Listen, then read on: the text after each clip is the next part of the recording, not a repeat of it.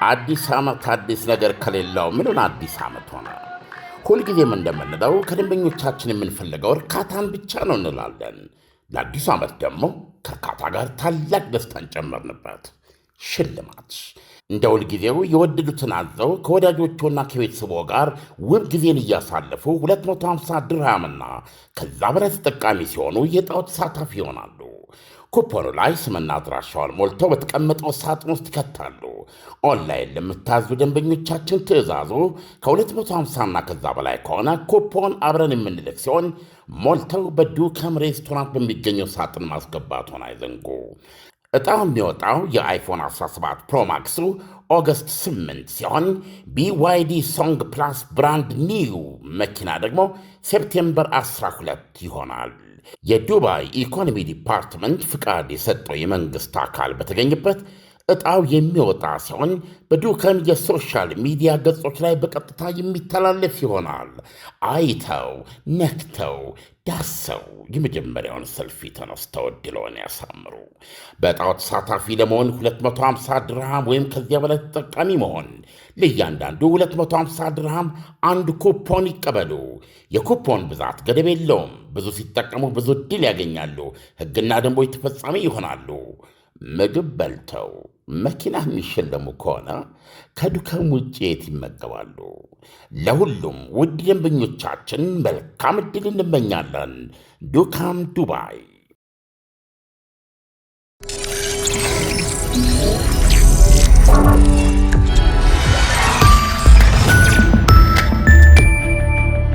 ይህ አዋዜ ነው።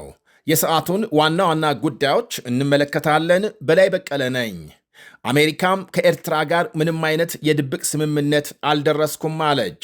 የፕሬዝዳንት ትራምፕ የአፍሪካ ጉዳዮች ከፍተኛ አማካሪ ማሳድ ብሎስ አሜሪካም ስለ አንድ የአፍሪካ ቀንድ ሀገር ከኤርትራ ጋር የድብቅ ሴራ እየፈጸመች ነው መባሉን ውድቅ አድርገዋል። የአፍሪካን ቀንድ በተመለከተ የአሜሪካ ዓላማ በቀጠናው ዘላቂ ሰላም እንዲሰፍን ብቻ ነው ብለዋል ከፍተኛ አማካሪው በኤክስ ገጻቸው ባሰፈሩት ጽሑፍ። ለዚህ ደግሞ ከቀጠናው ሀገሮች ጋር ከግብፅ ከኢትዮጵያና ከኤርትራ ጋር የዲፕሎማሲ ግንኙነት እንደሚቀጥል ገልጸዋል። ማሳድ ከ2 ሳምንት በፊት ካይሮ ውስጥ ከግብፅ ከኤርትራና ሶማሊያ ውጭ ጉዳይ ሚኒስትሮች ጋር የዝግ ስብሰባ ማድረጋቸው የሚታወስ ሲሆን ኋላ ላይ ውይይታቸው ጸረ ኢትዮጵያ ዓላማ እንዳልነበረው አመልክተዋል። አሁንም ከኤርትራ ጋር ከአፍሪካ ቀንድ ሀገሮች አንዱን በተመለከተ የድብቅ ስምምነት አልደረስንም ማለታቸው ኢትዮጵያን እንደሚሆን የፖለቲካ ተንታኞች ይገልጻሉ። ሩሲያ በዩክሬን ዋና ከተማ በፈጸመችው ጥቃት 17 ሰዎች ተገደሉ።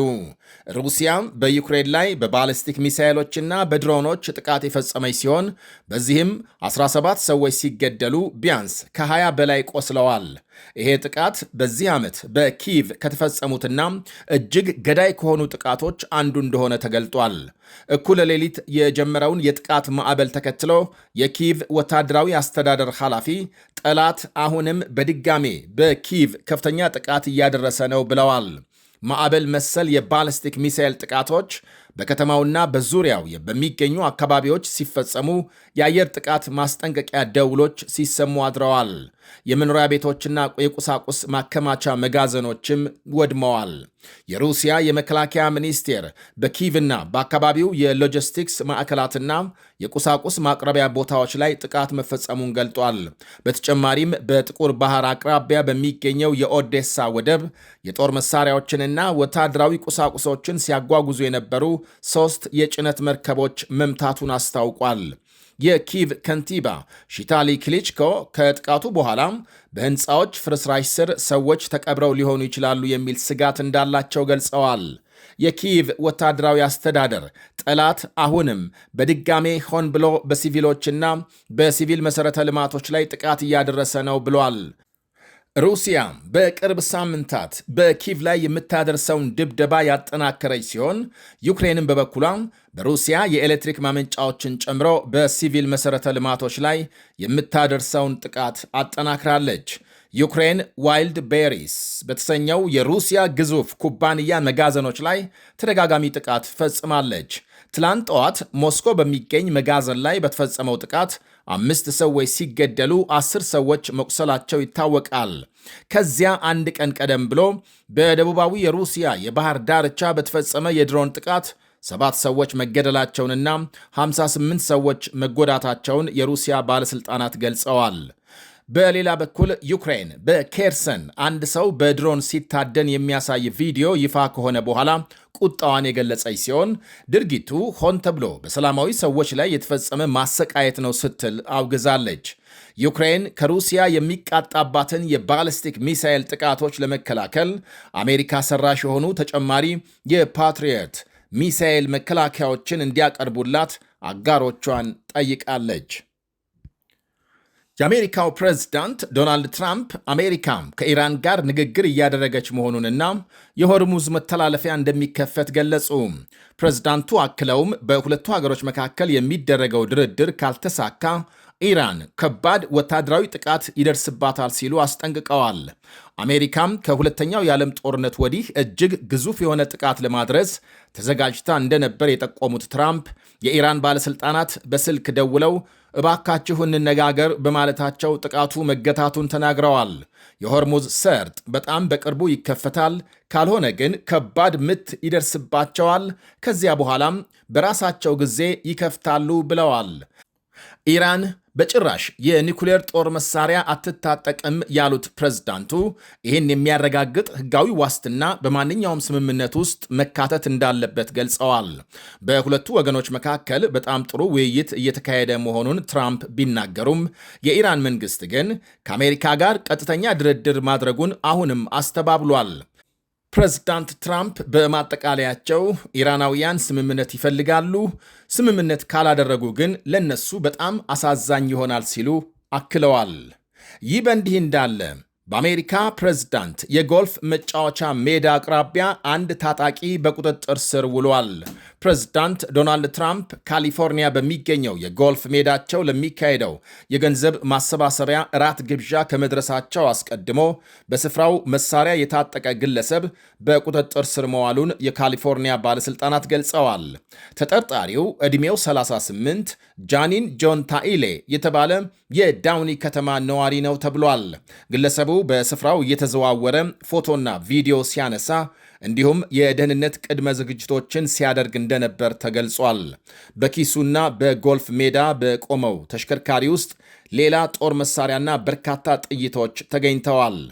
በቤቱ በተደረገ ፍተሻም አውቶማቲክ ጠመንጃና ሽጉጥ፣ የሰውነት መከላከያ ጋሻና ጥይቶች ተይዘዋል። በኢራን ጦርነት በቴሄራን ብቻ ከ50 ሺህ በላይ መኖሪያ ቤቶች ሲመቱ የኢኮኖሚ ውድመቱ 280 ቢሊዮን ዶላር መድረሱ ተገለጠ። በኢራን የ40 ቀናት ግጭት ሳቢያ በሀገሪቱ ከፍተኛ ውድመት ከደረሰባቸው አካባቢዎች ዋና ከተማ ቴሄራን የመጀመሪያ ደረጃ መያዙን የከተማው ማዘጋጃ ቤት ባወጣው አዲስ ሪፖርት አመልክቷል። በቴሄራን ዩኒቨርሲቲ የከተማ ፕላን ፋክልቲ በተዘጋጀ ህዝባዊ መድረክ ላይ ይፋ የተደረገው ይኸው ሪፖርት በዋና ከተማ ቴሄራን ብቻ 650 የሚጠጉ ድብደባዎች መመዝገባቸው ተገልጧል። በከተማው አጠቃላይ ከ50 ሺህ በላይ ህንፃዎችና ሌሎች መኖሪያ ቤቶች ተመትተዋል። አጠቃላይ በሀገሪቱ የደረሰው የኢኮኖሚ ውድመት 280 ቢሊዮን ዶላር የሚገመት ሲሆን ይሄ ስሌት የሥነ ልቦና ጉዳቶችንና የኢንዱስትሪ ምርት መስተጓጎልን አያካትትም። እንዲሁም በከተሞች በተሰነዘሩ ጥቃቶች 10 ሚሊዮን ሜትሪክ ቶን የሚገመት ፍርስራሽ ተፈጥሯል። ሬዛ ፓላቪ በኢራን ነፃ ምርጫና የሕገ መንግሥት ጉባኤ እንዲካሄድ ጥሪ አቀረቡ። የኢራኑ ልዑል ሬዛ ፓላቪ የ1906ቱን የፋርስ ሕገ መንግሥታዊ አብዮት መታሰቢያ በማስመልከት የሀገሪቱን የወደፊት የፖለቲካ ስርዓት ለመወሰን ነፃ ምርጫና የመስራች ጉባኤ እንዲቋቋም ጥሪ አቅርበዋል።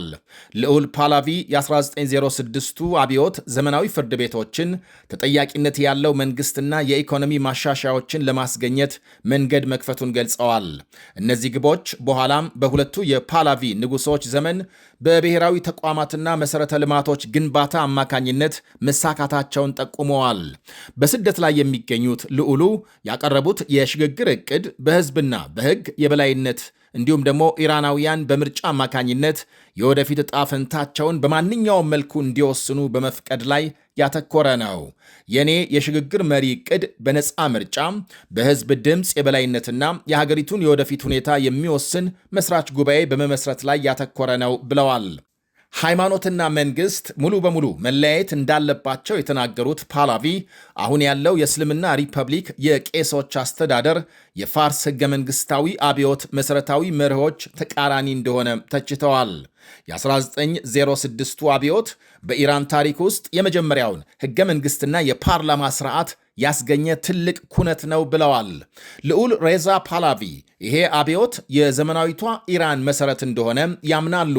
አባታቸው መሐመድ ሬዛ ፓላቪና አያታቸው ሬዛ ሻህ ያከናወኗቸው የትምህርት የመሠረተ ልማትና የሕግ ማሻሻያዎች የዚሁ አብዮት ፍሬዎች እንደሆኑ ያስረዳሉ።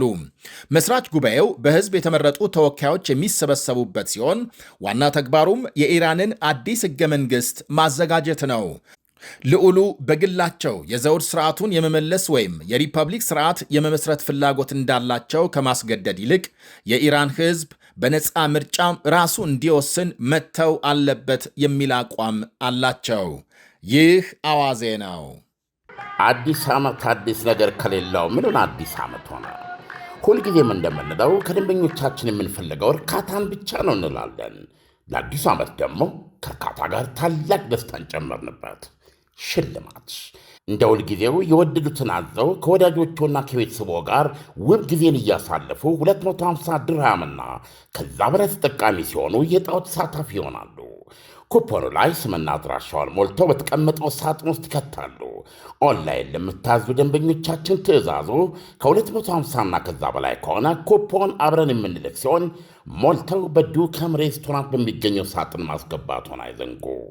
ዕጣው የሚወጣው የአይፎን 17 ፕሮማክሱ ኦገስት 8 ሲሆን BYD ሶንግ ፕላስ ብራንድ ኒው መኪና ደግሞ ሴፕቴምበር 12 ይሆናል። የዱባይ ኢኮኖሚ ዲፓርትመንት ፍቃድ የሰጠው የመንግሥት አካል በተገኘበት ዕጣው የሚወጣ ሲሆን በዱከም የሶሻል ሚዲያ ገጾች ላይ በቀጥታ የሚተላለፍ ይሆናል። አይተው ነክተው ዳሰው የመጀመሪያውን ሰልፊ ተነስተው ዕድልዎን ያሳምሩ። በዕጣው ተሳታፊ ለመሆን 250 ድርሃም ወይም ከዚያ በላይ ተጠቃሚ መሆን፣ ለእያንዳንዱ 250 ድርሃም አንድ ኩፖን ይቀበሉ። የኩፖን ብዛት ገደብ የለውም። ብዙ ሲጠቀሙ ብዙ ዕድል ያገኛሉ። ሕግና ደንቦች ተፈጻሚ ይሆናሉ። ምግብ በልተው መኪና የሚሸለሙ ከሆነ ከዱከም ውጭ የት ይመገባሉ? ለሁሉም ውድ ደንበኞቻችን መልካም ዕድል እንመኛለን። ዱካም ዱባይ።